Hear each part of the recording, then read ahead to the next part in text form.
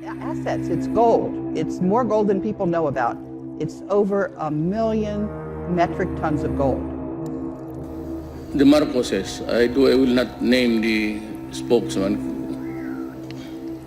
They'll open everything. To help me implement the last will and testament of the late President Marcos.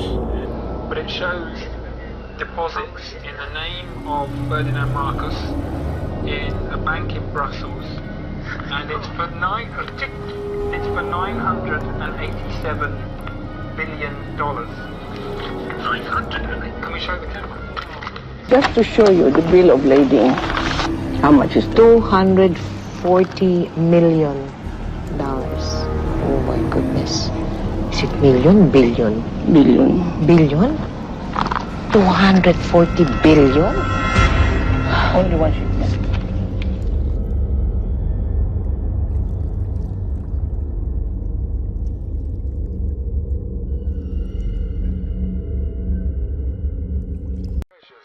Just in this room alone, could you talk us through some of the paintings? Who's the Madonna. the Madonna? Who's that artist? That is a Michelangelo Madonna. This is a Michelangelo. Michelangelo Madonna. And this one? That's a Pizarro. Pizarro. And then over here, this is a Picasso. Yeah. This is a Gauguin. It's a Gauguin. Yeah. How did you manage to get so many extraordinary, lovely things? Well, my husband was the lawyer of gold mines and also a gold trader. And he loved gold so much. He would always tell me, "Sweetheart," he said, "it's hard to earn money honestly and properly, but harder still to spend money properly. You be the one to spend." And then I said, "Why?" And then he said to me, "Because all you buy is beauty." It sounds like a perfect relationship then. He earned the money. Yes. And you spent it. Spent it, right. And I just did not leave it in gold. I bought paintings, beautiful jewelry, beautiful silver, anything beautiful. But when President Marcos was acquiring all this money and giving it to you to spend, did you think it was his money, or did you look on it as money, the money of the Philippines, of the Philippines people? Oh no, I knew it was his money because I saw this gold already in his home. You were rich even before you became He was rich. leaders of the country. He was rich. Oh, definitely. And that has always been Imelda's line. Thank you. Her husband, Ferdinand Marcos, was a staggeringly successful investor in gold who made billions. Manila Polo Club over there. We didn't use the Filipino treasury as our own personal cash machine. And if you think we did, prove it. And so far, despite hundreds of court cases, no one really has. I would be remiss if I didn't ask you about your shoes. They found no skeletons in my closet. They found beautiful shoes made in the Philippines. At nearly 80 years old, Imelda is back.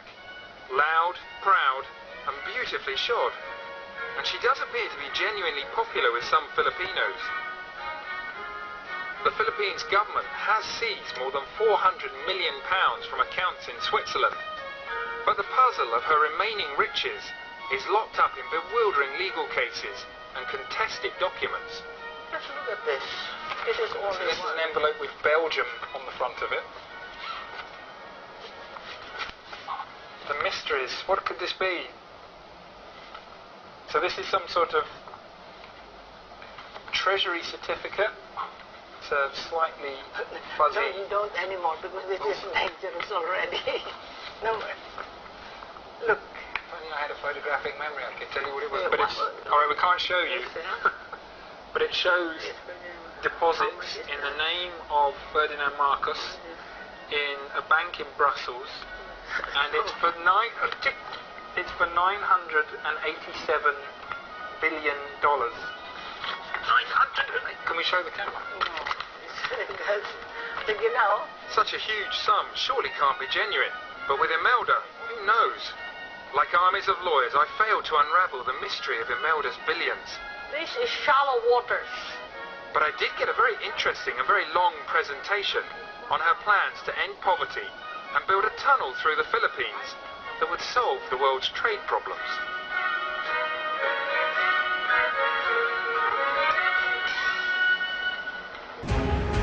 No, we are not the thieves. These are the people. No, this will save the world. This is the reason why I want to survive. And it's not for me anymore. With the whole press saying we are magnanakaw, we are the magnanakaw, kami ang ninanakawan. We are the one who took it. Marcos suffered so much for this.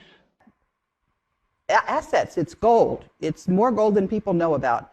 It's over 1 million metric tons of gold. And the World Bank and the IMF have a special role to play, making sure that that money is spent to the benefit of humanity. So where's the gold? A lot of people, some people believe that the gold in Fort Knox has disappeared. That's been in question for many years. Congressmen have attempted to get an audit of the gold in Fort Knox. So 1 million metric tons of gold is not something you can just hide. Where would you say that that gold is being stored?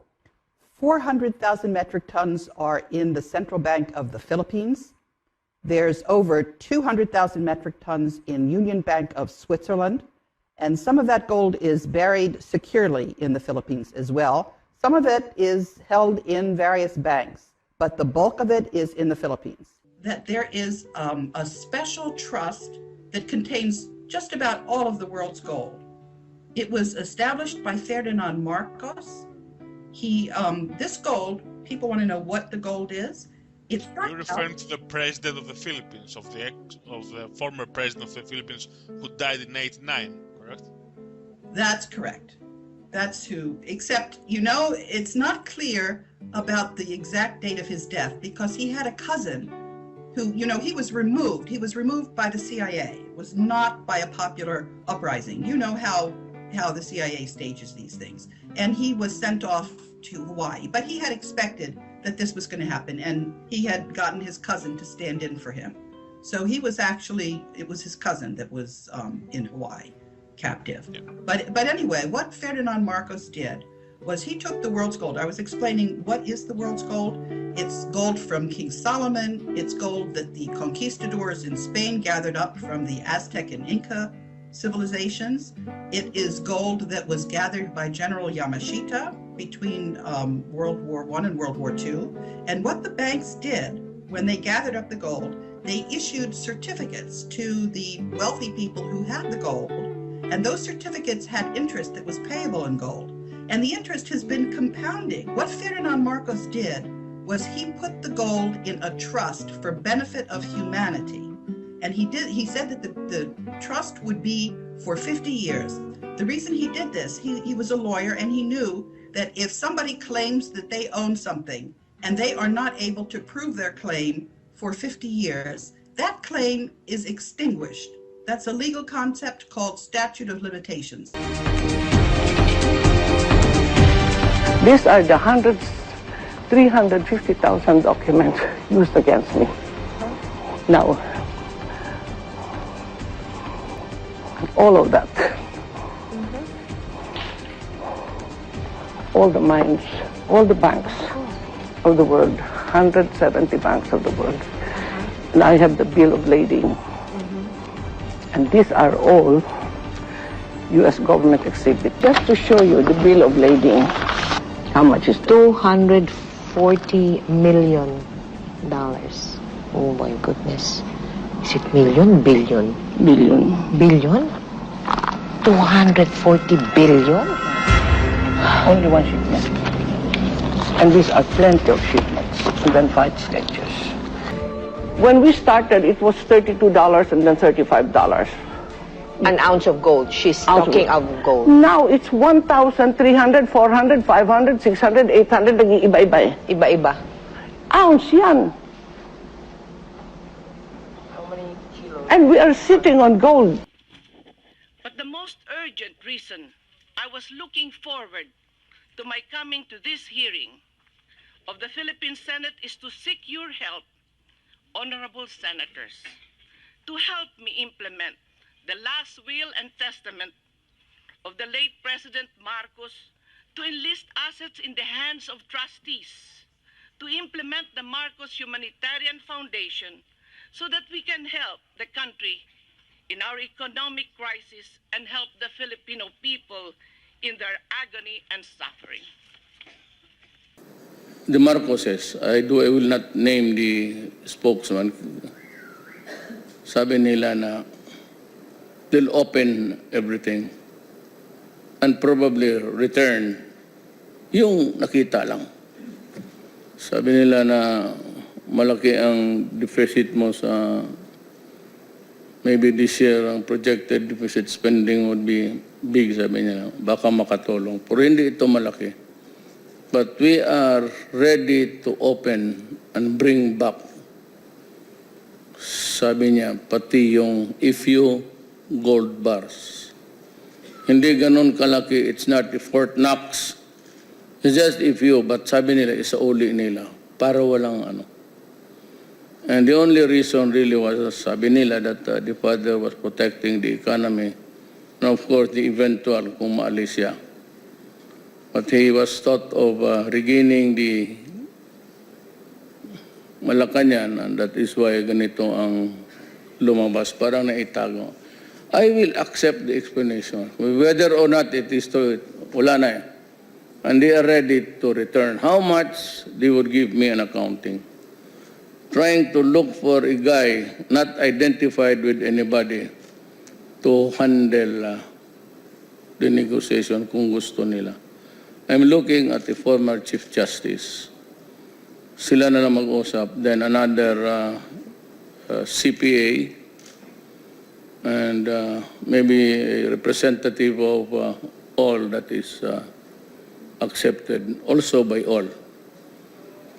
So that tatlong tao yan mag-usap sa kanila. And then they are ready. And I'm happy na we come with a clean breast. Make something that is really worthwhile for the Filipinos.